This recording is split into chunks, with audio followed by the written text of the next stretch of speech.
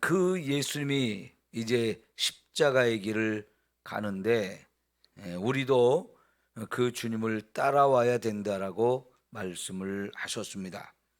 근데 그걸로만 끝나지 않았습니다. 어제 우리가 읽었던 말씀의 26절, 27절을 보면 누구든지 나와 내 말을 부끄러워하면 인자도 자기와 아버지와 거룩한 천사들의 영광으로 올 때에 그 사람을 부끄러워하리라 그랬고, 내가 참으로 너희에게 이르노니 여기 서 있는 사람 중에 죽기 전에 하나님의 나라를 볼 자들도 있느니라 그랬어요. 여기 예수님께서 26절에 장차 영광 중에 오신다 그랬습니다. 예수님의 영광, 또 하나님 아버지의 영광, 그리고 천사들의 영광 중에 예수님이 재림하실 것에 대해서 말씀하고 있는 부분인데요. 여러분, 예수님이 지금 십자가의 그 엄청난 고난의 길을 가지만 그것으로 끝이 아닙니다. 죽으신 예수님은 다시 분명히 살아납니다. 죽으신 분이 살아난다는 것 자체가 엄청난 영광이죠. 근데 그것으로 끝나지 않고요, 예수님의 영광은 이제 부활하신 그 예수님이 하늘로 승천하시게 됩니다. 근데 그 하늘로 승천하시는 것이, 그 승천하신 예수님이 이 땅에 처음 오실 때의 모습은 영광스러운 모습을 다 내려놓고 오시는 거였어요. 그래서 이 땅에 계실 때 예수님의 모습은 우리가 보기에 흠모할 만한 아름다운 것이 없다 그랬습니다. 그 모습만 보면 이거 예수 믿는 게 너무 힘들다, 예수 믿고 예수님을 뒤따라가는 것이 저렇게 고난스럽고 너무나 비참하게 죽는 거라면 우리 예수를 왜 믿어야 되지? 이런 생각이 듭니다. 그런데 예수님은 분명히 이 땅에서는 죽을 때도 가장 비참하고 가장 고통스럽고 가장 처참한 모습으로 돌아가시지만은 분명히 죽은 자리에서 사흘 만에 다시 살아나시고 하늘에 다시 올라가십니다. 그런데 그 예수님이 이제 마지막 날에 다시 오실 때 보면 그때는 모든 사람이 볼 수 있도록 가장 영광스러운 모습으로 오시게 될 겁니다. 그러니까 예수님은 자신의 고난과 더불어서 영광스러운 모습이 분명히 우리에게 주어질 것을 말씀을 하십니다. 더불어서 지금 예수님과 함께 이 말을 나누고 있는 이 제자들이 죽기 전에 하나님의 나라가 이 땅에 임할 것을 볼 자들도 있다 그랬어요. 여기 하나님의 나라가 임한다, 그 말이 우리가 두 가지로 생각해야 되는데요. 하나님의 나라는 지금 이 세상에 예수님이 오심으로 인해서 하나님의 나라가 우리 가운데 온 거예요. 그걸 이미 온 하나님의 나라라고 표현을 하고요, 동시에 또 그 하나님의 나라는 장차 완성되어질 그 모습도 있어요. 근데 우리는 두 가지를 다 생각해야 되는데요. 우리가 마태복음 1장 15절에 보면 회개하라, 천국이 가까이 왔느니라. 그런데 그게 다르게 표현되기를 회개하라, 회개하고 복음을 믿으라, 그리하면 하나님의 나라가 너희에게 임하시리라 그랬어요. 그 천국이란 말과 하나님의 나라란 말이 같은 의미인데요, 회개하고 예수님을 우리가 영접하게 되어지면 내 마음속에 예수님이 오시는데, 그 예수님이 오시면 내 속에 하나님의 나라가 이루어지는 거예요. 하나님의 나라라는 얘기는요, 하나님이 왕이 되어서 우리를 다스려 주시는 나라를 말하는 거예요. 내 속에 예수님이 나의 삶의 주인이 되어주시고 왕이 되어서 다스려 주시는 상태가 되는 거, 그거를 내 마음속에 하나님의 나라가 이미 내 속에 이루어진 것이라고 말하는 거죠. 근데 이제 여러분, 이 모습이 아직은 제자들이 잘 이해를 못해요. 그런데 이제 사도행전에 보면 예수님의 제자들이 이제 성령을 받고 나서 막 나가서 전도할 때 어떻게 됐습니까? 수많은 사람들이 예수를 믿고 돌아옴으로 해서 교회가 세워지죠. 바로 그 모습을 말하는 겁니다. 그러니까 예수님이 복음이 증거되어지면서 하루에도 3,000명씩 5,000명씩 구원받는 그 놀라운 일이 이루어지잖아요. 그래서 교회가 세워진 그 교회, 그게 바로 하나님 나라가 우리 가운데 이루어지고 있는 모습을 우리가 볼 수 있는 거예요. 우선 첫 번째 그 의미가 예수님이 제자들이 경험하게 되어지는 하나님 나라의 모습이고요. 두 번째, 이 하나님의 나라는 예수님이 이제 마지막 날에 장차 영광 중에 재림하실 때, 그때 완성이 되어지고 우리 모두가 그 나라에 들어가서 함께 그 영광 중에 거하게 될 것을 우리에게 약속해 주고 있는 것입니다. 자, 여러분, 로마서 8장 한번 볼게요.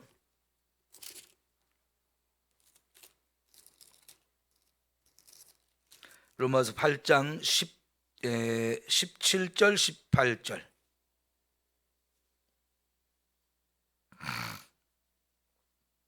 로마서 8장 17절 18절입니다. 시작. 자녀이면 또한 상속자, 곧 하나님의 상속자요 그리스도와 함께한 상속자니 우리가 그와 함께 영광을 받기 위하여 고난도 함께 받아야 할 것이니라. 생각하건대 현재의 고난은 장차 우리에게 나타날 영광과 비교할 수 없도다.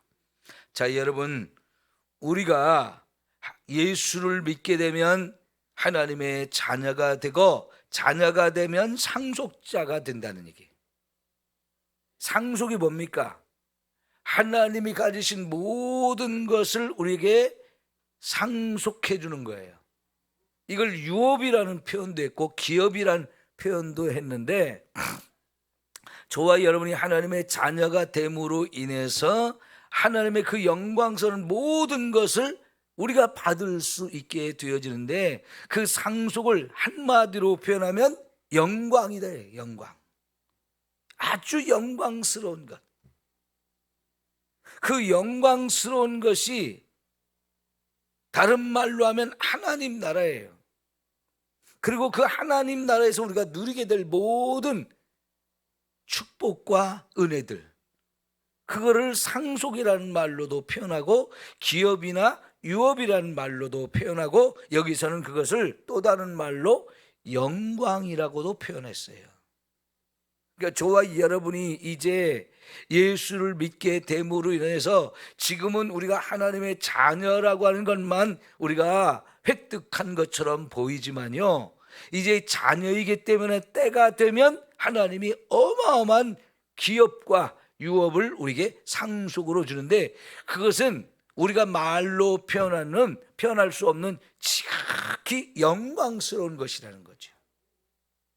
그런데 18절 보니까 그 영광스러운 걸 우리가 받기까지는 고난도 함께 받아야 된다는 거예요. 근데 그 우리가 이 땅에서 받는 고난이라고 하는 것, 그 현재의 고난은 장차 우리가 받을 영광과 비교할 수 없을 만큼 별거 아니라는 거지요. 여러분, 이걸 꼭 기억하셔야 돼요. 우리가 이 땅에서 예수를 믿는 것 때문에 어떤 고난을 당하고 어떤 수모와 멸시를 당한다 할지라도, 아니 주님을 위해서 내 것을 다 드림으로 인해서 내가 이 땅에서 어쩌면 가난할 수밖에 없고 모든 걸 다 내려놓고 살아야 하지만, 여러분, 그거는 아무것도 아닌 거예요. 분명히 저와 여러분을 위해서 하나님이 예비하신 그 천국과 그 영광스러운 것은 이 땅에서 고난당하는 거 비교할 수 없다는 겁니다. 그러므로 이 땅에서 고난받는 거 조금도 우리가 두려워할 것이 없다는 얘기죠. 그래서 사도 바울이 지금 복음을 전하다가 감옥에 갇혔고 매도 수없이 맞았고 죽음의 두려움과 위협을 너무나 많이 겪었지만은 그걸 옆에서 생생하게 지켜본 이 디모데에게 야, 너는 복음과 함께 고난을 받아라 그랬어요. 그 얘기를 여러 번 반복해서 합니다. 너는 내가 복음을 전하다가 고난당하는 거, 옥에 갇힌 거 이런 거 조금도 부끄러워하지 마라. 우리가 복음을 전하다 이런 고난을 당하고 이 교회를 돌보면서 성도들을 돌보면서 이런 힘들고 어려움 겪는 거 이거는 아무것도 아니다. 우리에게는 이런 영광스러운 미래가 있다라고 하는 것을 가르쳐주고 있어요. 그러면서 그가 고백한 것은 뭐냐면 내가 지금은 예수님을 발견하고 예수님을 닮기 위해서라면 그 예수가 가장 고상한 것을 알았기 때문에 내가 지금 이 땅에서 내가 막 정말 유익하다고 너무 귀하다고 생각하던 거 다 배설물처럼 버렸고 지금은 영광스러운 그 의의 면류관을 받기 위해서 막 표대를 향해서 달려가고 있다. 근데 이후로는 나를 위해서 그 영광의 면류관이 예비되어 있다 하는 걸 나는 확신한다 그랬어요. 여러분, 이게 우리 모두의 믿음이 되어야 되고 우리 모두의 소망이 되어야 합니다. 로마서 5장에서는 이걸 뭐라고 표현했냐면 인내는 연단을, 연단은 소망을 그랬어요. 여러분, 왜 인내와 연단이라는 부분을 말할까요? 환난이 있기 때문이죠. 그래서 제일 앞에 제가 아까 빼놓은 것이 환난이에요. 환난은 인내를, 인내는 연단을, 연단은 소망을 이루느니라 그랬거든요.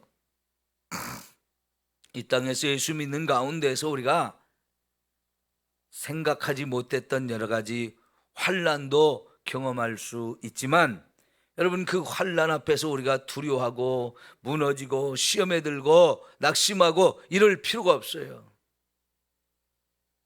그거는 잠시 우리가 받는 것이고 장차 우리에게 소망으로 주어질 그 영광과는 좋게 비교할 수가 없는 거지요.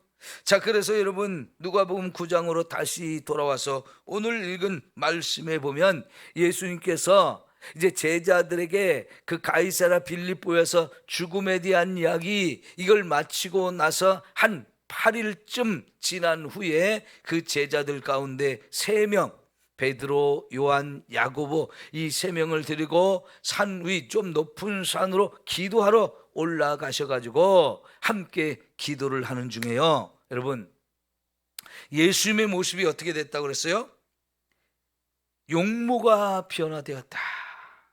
그리고 입은 옷이 아주 휘어져서 광채가 나는데 그 입은 옷이 하얗게 변하고 광채가 나는 모습, 사실은 이것은 그냥 겉껍데기에 불과하고요. 그보다 더 중요한 것은 뭐였습니까? 예수님의 용모가 아주 변화되었다는 거죠. 옷이 희게 변화되고 광채가 날 수밖에 없었던 이유는 예수님의 모습 자체가 변했기 때문에 그 모습을 31절에 보니까 영광 중에 그랬어요. 영광 중에. 그러니까 예수님이 이제 제자들 3명을 데리고 높은 산 위에 올라가서 기도하는 중에 영광스러운 모습으로 변화가 된 거죠. 이거는 바로 조금 전에 우리가 살펴보았던 그 영광스러운 모습들, 하나님의 나라가 임한 모습들, 이거를 우리에게 보여준 거예요. 잠깐 보여준 거예요. 이걸 통해서 여러분 장차 우리가 받을 그 영광이 얼마나 영광스럽게 될 것인지를 확인시켜주는 놀라운 일이었습니다. 우리가 천국에 들어갈 때 전에, 천국에 들어가기 전에 우리가 부활을 할 거거든요. 근데 그 부활할 때 우리의 몸이 죽은 자가 다시 살아나면서 우리가 천국으로 들어가기 바로 직전에 다시 한번 놀라운 변화가 있는데 우리가 영광스럽게 변화되는 거예요. 그 영광스러운 모습으로 변화되는데 얼만큼 영광스러우냐? 예수님의 영광스러운 모습처럼 우리도 그런 영광스러운 모습으로 변화될 것이라고 그랬어요. 지금 그 영광스러운 예수님의 모습을 잠깐 동안 여기서 보여주었는데요, 그것만으로도 제자들은 어땠습니까? 너무나 황홀경에 빠졌어요. 여러분, 33절에 보면 베드로가 자다가 깨어가지고 기도하자고 그랬는데 기도하면서 깊이 이렇게 기도에 집중을 하지 못하고 잠이 들어버린 거예요. 그러다 갑자기 깼는데 보니까 막 너무 영광스러운 예수님의 모습과 거기 또 모세와 엘리야가 나타나고 이 대화를 주고받는 가운데 너무나 영광스럽다 보니까 말이죠, 이 황홀경에 빠져가지고 거기다 갑자기 또 구름이 쫙 몰려오더니 막 구름이 자기들 덮거든요. 무슨 말을 했는지도 모를 정도로 황홀경에 빠졌다는 거예요. 여기 자기들이 무슨 말을 하는지도 알지 못했다는 말은 너무나 황홀경에 빠졌다는 그런 표현이거든요. 여러분, 예수님의 모습은 이렇게 놀라운 모습으로 변화됐는데요, 이게 본래 예수님의 모습이죠. 그럼 빌립보서 2장 5절에 부터 시작해서 예수님의 마음을 닮으라면서 그 예수님에 관한 이야기 마지막 부분에 뭡니까? 낮아지고 죽어지고 모든 걸 다 비우셨던 그 예수님이 지극히 높아지는데 하늘에 있는 것, 땅에 있는 것, 땅 아래에 있는 모든 것이 예수님 앞에 무릎을 꿇고 주라고 시인할 때가 온다 그랬죠. 왜 그렇습니까? 너무나 영광스러운 하나님이신 거예요. 이 땅에 계실 때는 정말 사람의 모습만 보였지만 그분이 본래는 그 하나님이셨거든요. 그 하나님의 영광스러운 걸 다 비우고 낮아진 곳으로 이 땅에 오셨지만은 다시 그 모든 걸 회복해서 지극히 높으신 분, 지극히 영광스러운 분이 되시거든요. 근데 그 영광스러운 모습을 지금 잠시 보여줬는데 이게 본래 예수님의 모습이잖아요. 그 모습을 지금 보기만 해도 너무 좋아가지고 여기가 좋사오니 이랬잖아요. 근데 여러분, 우리가 정말 천국에 들어가면서 내 자신이 변화되고 그 영광스러운 천국에 직접 들어가는 그 상황이 뒤어질 때 저와 여러분이 얼마나 놀라 자빠질까요? 이거는요, 우리 상상이 안 가는 거예요.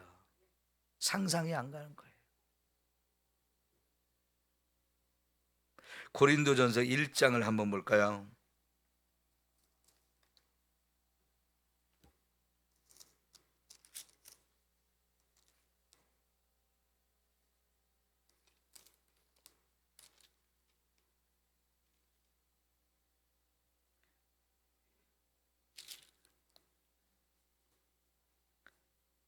고린도전서 2장 9절 말씀이에요.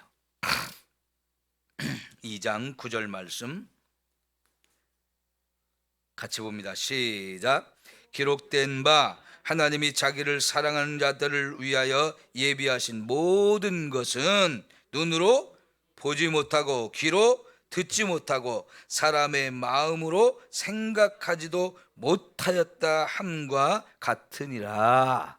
자, 이게 이 말이 여러 가지 의미가 포함되어져 있는데요, 오늘 앞에서 공부한 내용과 연결시켜서 생각하면 이런 뜻이에요. 하나님이 자기를 사랑하는 자들을 위해서 예비한 모든 것, 그러니까 저와 여러분, 예수를 믿고 예수님을 사랑하는 저와 여러분들을 위해서 하나님이 어마어마한 것을 예비하셨는데 그거는 우리가 보게 되면 한 번도 눈으로 본 적도 없고 귀로 들어본 적도 없고 우리 마음으로 생각지도 못했던 그 놀라운 것들을 예비하셨다는 뜻이에요. 얼마나 놀랍습니까? 지금 예수님이 그 모습을 잠깐 일부만 보여준 거예요. 천국의 모습을 살짝 보여준 거거든요. 근데 그곳에 내가 들어간다는 거지요. 그 영광스러운 그 영광의 나라에 우리가 들어가게 되는데, 나 또한 그렇게 영광스러운 모습으로 변화된다는 게 지금은 우리가 상상도 못하는 일이에요. 아무리 생각해 보려고 해도 이 세상에서 보고 들은 것 그거밖에는 우리 말이 안 나오잖아요.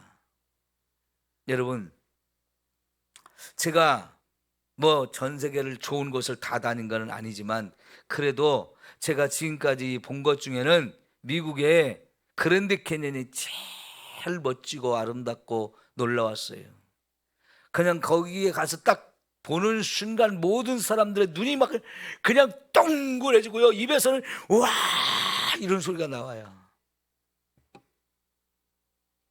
하나님 믿는 사람이라면 그냥 거기서 딱 터져 나오는 게 뭐냐면, 주 하나님 지으신 모든 세계, 이 찬송이 그냥 저절로 터져 나오는 장면이거든요.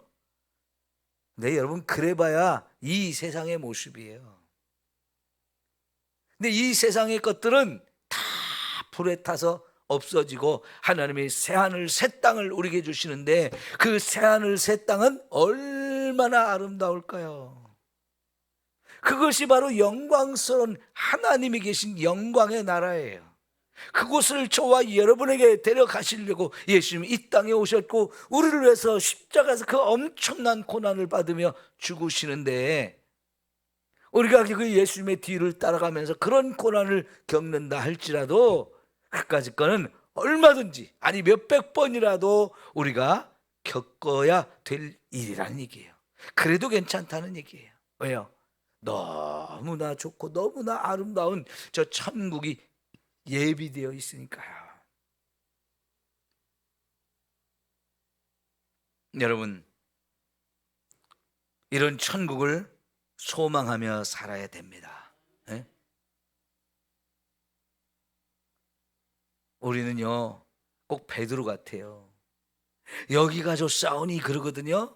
근데 이 세상에서는 그렇게 영광스러운 천국의 모습이 그냥 잠시 잠깐 지나가는 것에 불과해요. 우리가 이 세상에서 아무리 좋은 것을 갖고 많은 것을 누린다 할지라도 그거는 언젠가 사라질 것에 불과한 말이야. 근데 여러분, 베드로가 거기서 여기가 좋사오니 하면서 뭘 짓자고 그랬어요? 겨우 초막 3개 짓겠다는 거예요. 아니, 그 초막이 그 영광스러운 그 하나님 나라의 모습에 어울리는 겁니까? 지극히 안 어울리는 거예요. 근데 우리가 겨우 할 수 있는 게 그 초막 3을 짓자는 거예요. 그건 없어도 상관없어요. 하나님의 나라는 우리가 손으로 지은 그런 것으로 되어지는 게 아니고요, 우리가 짓지 아니하는 하나님이 친히 우리를 위해서 예비하신 그 영광의 나라거든요. 요한복음 14장에 보면 예수님이 그들을 떠난다는 것에 대해서 제자들이 두려워하잖아요. 그러니까 예수님이 뭐라고 그랬어요? 내가 너희를 위해서 장차 거할 곳을 예비하러 간다.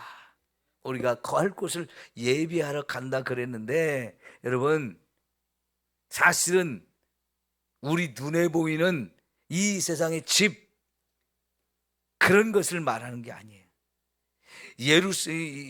요한계시록 20장에 새 예루살렘, 하늘에서 내려오는 새 예루살렘, 그 모습을 온갖 금은 보화로 지은 찬란하고 아름다운 그것을 우리에게 설명하지만, 사실은 그것은요 실체가 아니에요.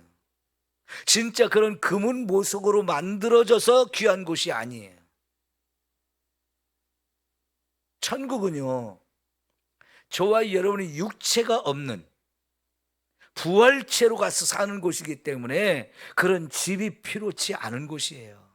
그것을 우리가 이해하기 좋게 하려고 이 땅에 있는 금은 보석으로 지은 것처럼 설명했을 뿐이 그건 비유예요. 그것은 너무나 아름답기 때문에, 영광스럽기 때문에 그런 금은 보석으로 만든 것이 아니란 얘기예요. 그보다 더 아름답고 그보다 더 찬란하고 그보다 더 영광스러운 이 천국을 저와 여러분을 위해서 예비하셨어요. 그곳에 저와 여러분 데려가려고 예수님이 이 땅에 오셨고 그 엄청난 고난을 당하신 거거든요. 여러분, 그 고난만 보지 마십시오. 더 우리가 막 눈이 동그래질 것은 예수님이 우리를 위해서 예비하신 그 천국인 거예요. 거기 하나님 나라를 우리에게 보여주는 거예요. 그곳이 언제나 저와 여러분이 그리워하고 가고 싶은 그런 곳이 돼요. 그러니까 지금 당장 주님이 오시라고 해도 너 가진 거, 누리던 거 다 내려놓고 와 그러면 얼른 가야 돼요. 이 땅에서 우리가 어렸을 때 땅 따먹기 하면서 땅 아무리 많이 땄어도요, 땡땡 종이 올리거나 저녁에 해가 지면 집에 돌아가야 되잖아요. 그거 다 놓고. 그까짓 거 없어도 됩니다. 손 탁탁 털고 가야 되는 거예요. 왜? 진짜 우리 땅, 진짜 우리 집, 하나님이 우리를 위해서 예비한 천국이 있으니까요. 그런 소망을 가지고 우리 신앙생활을 해야 되고요. 그런 소망이 있기 때문에 우리가 이 땅에서 고난을 당하고 부끄러움을 당하고 여러 가지 모욕을 당한다 할지라도 그거는 얼마든지 참고 견디면서 다 넉넉히 이기면서 가야 될 길인 줄 믿습니다. 기도합니다. 좋으신 우리 하나님 아버지, 감사합니다. 오늘 또 우리 예수님이 기도하기 위하여 산 위에 올라가셨을 때에 거기서 놀랍게 변화되고 영광스러운 모습으로 변화된 그 아름다운 모습을 우리에게 보여주었습니다. 주님, 제자들 그 모습을 보면서 너무나 황홀하고 너무나 놀라 그곳에서 여기가 좋사오니 하면서 초막셋을 짓겠다고 고백했는데, 주님, 우린 첫 천국이 그렇게 우리를 위해서 예비되었다는 사실을 기억하며 소망으로 삼고 오직 믿음으로만 살게 하여 주옵소서.